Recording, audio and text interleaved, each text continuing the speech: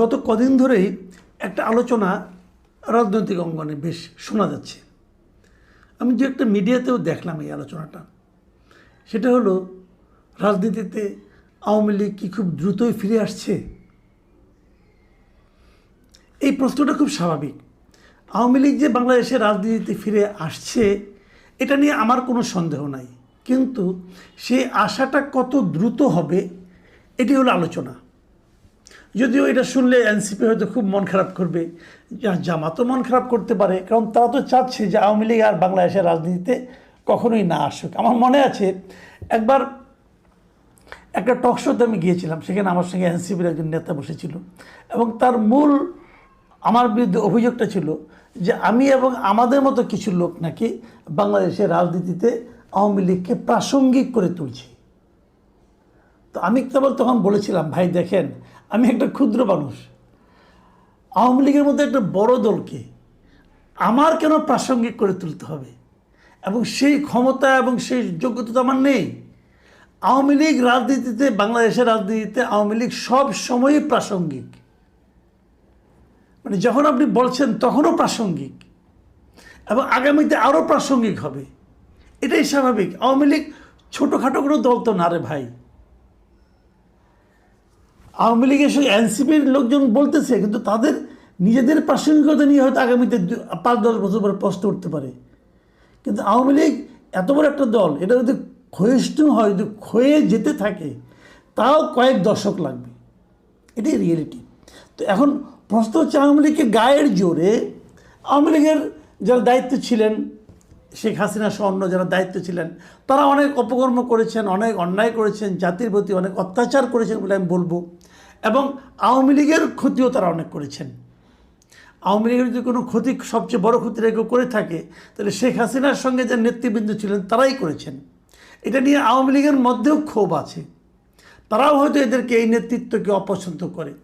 কিন্তু তার মানে আওয়ামী লীগ দল হিসেবেই নিশ্চিহ্ন হয়ে যাবে এবং কখনোই এই দেশের রাজনীতিতে আসতে পারবে না, প্রাসঙ্গিক হবে না, এরকম যদি কেউ ভাবে, সে ভেবে মনে মনে আনন্দ পেতে পারে। এছাড়া এর থেকে আর কোনো লাভ হবে না।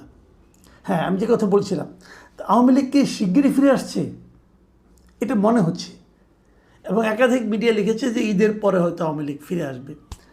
আমার ধারণা আওয়ামী লীগের ফেরাটা অবশ্যম্ভাবী, অবধারিত, এটা ফিরবেই তারা। কারণ এদেশে আওয়ামী লীগের প্রত্যাবর্তনটা বিলম্বিত হতে পারত, আরও অনেক বিলম্বিত হতে পারত, যদি ডক্টর ইউনূস কিছু মূর্খের মতো কিছু আচরণ না করতেন। এবং সেই মূর্খের মতো আচরণগুলির প্রধান আচরণটা হলো যে আওয়ামী লীগের ঘরবাড়ি জ্বালিয়ে দেওয়া, গ্রামাঞ্চলে আওয়ামী লীগের নেতা, ছোটোখাটো আওয়ামী লীগের সমর্থকদের উপর মব পরিচালিত করা, এবং সবশেষ আওয়ামী লীগের রাজনৈতিক কর্মকাণ্ডকে স্থগিত করে দেওয়া। এই প্রত্যেকটা কাজ করার মাধ্যমে তাদের মেধা তাদেরকে বলেছে যে আমরা লাভ করছি। বাস্তবতা হলো তারা ক্ষতিগ্রস্ত হয়েছে এবং আওয়ামী লীগ আরও বেশি জনপ্রিয় হয়েছে।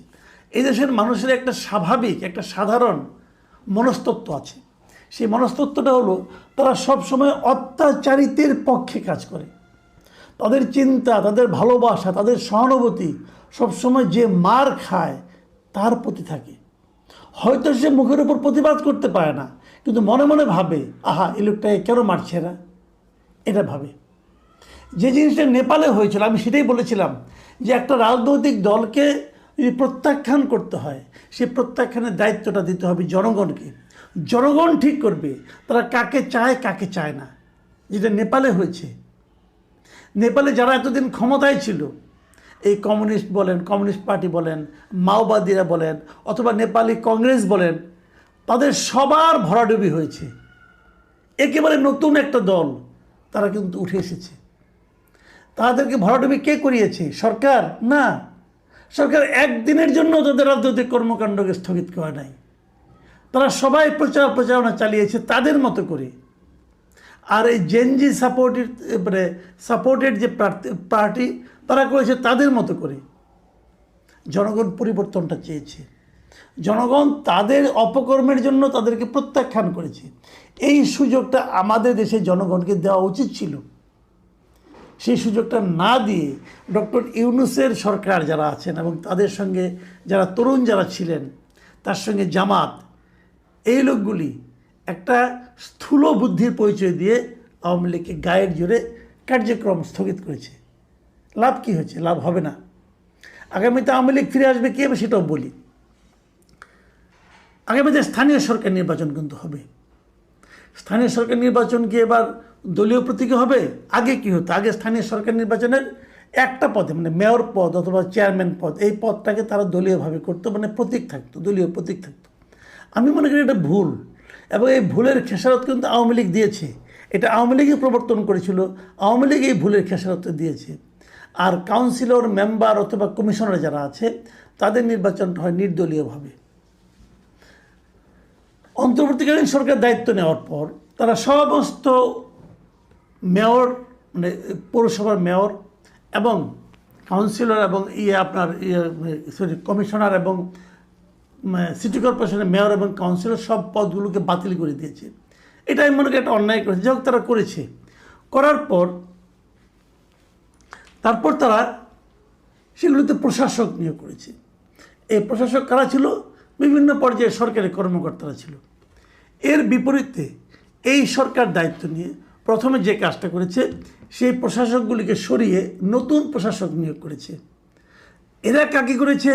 বিএনপি পন্থী লোকজনকে করেছে, বিএনপির লোকজনকে, বিএনপির দলের নেতাদেরকে এই সিটি কর্পোরেশনে। এরই মধ্যে দেশের 12টা সিটি কর্পোরেশনের মধ্যে 11টাতে তারা তাদের দলের লোককে মেয়র হিসেবে নিয়োগ দিয়েছে। আর আরেকটা সিটি কর্পোরেশন, যেটা নাকি চিটাং সিটি কর্পোরেশন, সেখানে আদালতের আদেশের মাধ্যমে তাদের যে লোকটা মেয়র হিসেবে আছেন উনিও তাদের দলের লোকই আছেন, বিএনপি করতেন উনি এক সময়। তো তার মানে সবগুলো সিটি কর্পোরেশন বিএনপি কিন্তু একভাবে দলীয়ভাবে দখল করেছে। আমার বিবেচনায় ঠিক হয়নি। তারা হয়তো ভেবেছে আমি দখল করলাম, তারপরে 6 মাস 1 বছর পরে আমি হয়তো নির্বাচন দিব, আমি গুছিয়ে নেই। এই যে গোছানোটা আছে না, এই গোছানোটা আপনাদের জন্য বুমেরাং হবে। আমি এটা কালকেও বলেছি, আজকে আবারও বলি, বুমেরাং হবে। আমি আজকে আবার দেখলাম দেশের 42টা জেলা পরিষদে তারা প্রশাসক নিয়োগ করেছে, এবং বলা বাহুল্য এগুলোতেও সব দলীয় লোক কিন্তু তাদের দলের লোকজনকে নিয়োগ করেছে। এবং যারা এমপি ইলেকশনে হেরেছে তাদেরকে এনে জেলা প্রশাসনে, জেলা পরিষদের প্রশাসক বানিয়েছে। আমি মনে করি এগুলো বুমেরাং হবে। তারপরে বিএনপি তাদের রাজনীতি তাদের মতো করে করবে, এবং এটা ফেরানোর জন্য শেষ পর্যন্ত নির্বাচনে কারচুপি করবে কিনা আমি জানি না, তবে সে আশঙ্কা আমি কিন্তু দেখতে পাচ্ছি। যদি সেরকম কিছু হয় তার পরিণতিও বিএনপিকেই ভোগ করতে হবে। আমি জানি না কী হবে। যাই হোক, আমরা অপেক্ষা করি।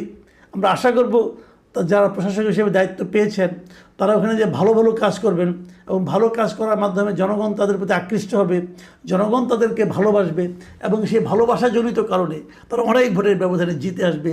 বিএনপির এই যে পরিকল্পনা, এই পরিকল্পনা হোক, এটা ভালো খারাপ না, এটা নিয়ে আমার কোনো আপত্তি নাই। একজন তো জিতলেই হলো, আমরা একজন ভালো লোককে চাই। কিন্তু দেখা যাবে কি, যদি এগুলো দলীয় প্রতীকে না হয় তাহলে কিন্তু আপনি এখানে আওয়ামী লীগকে পাবেন। আওয়ামী লীগ হয়তো প্রথমে মেয়র পদে খুব ভালো করবে না, দিতেও চাইবে না, তারা হয়তো ওই পদে যাবেও না। যদি নির্দলীয় হয় তারা নির্দলীয়ভাবে তাদের দলের সঙ্গে যারা জড়িত আছে তাদেরকে তারা কমিশনার অথবা কাউন্সিলর অথবা মেম্বার পদে তারা মনোনয়ন দেবে, এবং তাদের মধ্যে অনেকেই পাশ করে আসবে। এই ব্যাপারে আপনারা নিশ্চিন্ত থাকতে পারেন। এখন বলবেন আমার এই কথার ভিত্তি কি? আমি ভিত্তিগুলি বলি। দেখেন, সারা দেশে এই যে আইনজীবীরা আছে না, আইনজীবীদের একটা সমিতি আছে, আইনজীবী সমিতি। দেশে 74টা আইনজীবী সমিতি আছে সারা দেশে, বিভিন্ন জেলায়, হাইকোর্টে, সুপ্রিম কোর্টে, এরকম জায়গা আছে। এগুলোতে এরই মধ্যে নির্বাচন শুরু হয়ে গেছে। আওয়ামী লীগের পতনের পর প্রায় 14টা আইনজীবী সমিতি কিন্তু নির্বাচন হয়েছে। প্রথম দিকে ভালো করেনি, এখন কিন্তু ধীরে ধীরে আওয়ামী লীগের লোকজন এই নির্বাচনগুলিতে ভালো করতেছে। আমি দু একটা উদাহরণ দিয়ে বলি। গত 28শে ফেব্রুয়ারি কক্সবাজার জেলা আইনজীবী সমিতির নির্বাচন হয়েছে। সেখানে 17টা পদের মধ্যে 7টাতে জিতেছে আওয়ামী লীগ সমর্থিত প্যানেল। 17টার মধ্যে 7টা। তারা সভাপতি সেক্রেটারিতে জিতে নাই, ওগুলোতে বিএনপি এবং জামাত জিতেছে। কিন্তু অন্যান্য পদের মধ্যে 17টার মধ্যে 7টাই জিতছে আওয়ামী লীগের লোক, আওয়ামী লীগের সমর্থিত লোক যারা। এর আগে 18 তারিখে নোয়াখালী জেলা আইনজীবী সমিতি যে নির্বাচন হয়েছে, সেখানেও আওয়ামী প্যানেলের, মানে আওয়ামী প্যানেল ঠিক না, আওয়ামী সমর্থিত প্যানেল থেকে 9টা পদে জয়ী হয়েছে। তার আগে 26শে জানুয়ারি ব্রাহ্মণবাড়িয়া আইনজীবী সমিতির নির্বাচনেও সভাপতি সহ 10টি পদ পেয়েছে আওয়ামী লীগ সমর্থিত প্রার্থীরা।